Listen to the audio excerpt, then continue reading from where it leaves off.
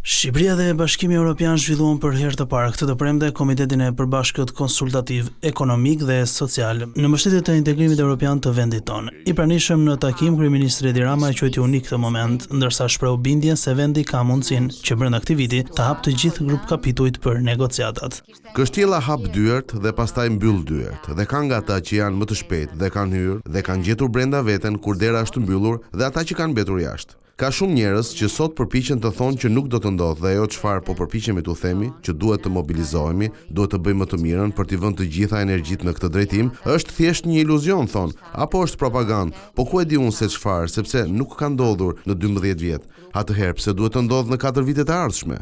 Po sigurisht këta njerëz nuk janë shumë mirë të informuar që Malizi ka çelur negociatat që në 2012-ën, Serbia i ka çelur në 2014-ën, Maqedonia e Veriut kishte një emër tjetër kur u bën vend kandidat në 2005-ën dhe sot ne e gjem veten tonë në pararoj. Pasi çelëm negociatat vitin e kaluar dhe këtë vit, siç tha dhe zoti Ropke, kemi një shans të mirë që të hapim të gjithë grup kapitujt.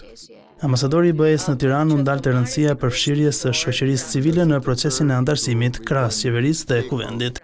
Proces që përfshin të gjithë shoqërinë. Nuk mund të lihet vetëm për shoqërinë dhe kuvendin, por organizatat e shoqërisë civile duhet luajnë një rol të rëndësishëm në këtë proces. Këto vende do duhet të përfshin shoqërinë civile në të gjithë punën që do të bëhet përpara se të bëhen pjesë e familjes sonë. Të ecësh përpara në Bashkimin Evropian kërkon angazhim politik të qytetarëve dhe shoqërisë civile.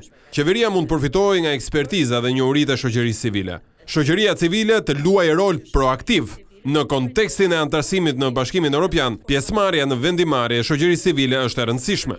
Kryenegociatorja Marlinda Luka tha gjatë fjalës së saj se Shqipëria është çdo ditë më pranë BE-s. Shqipëria po përparon në mënyrë të qëndrueshme në antarësimin drejt BE-s, çdo ditë është një hap përpara.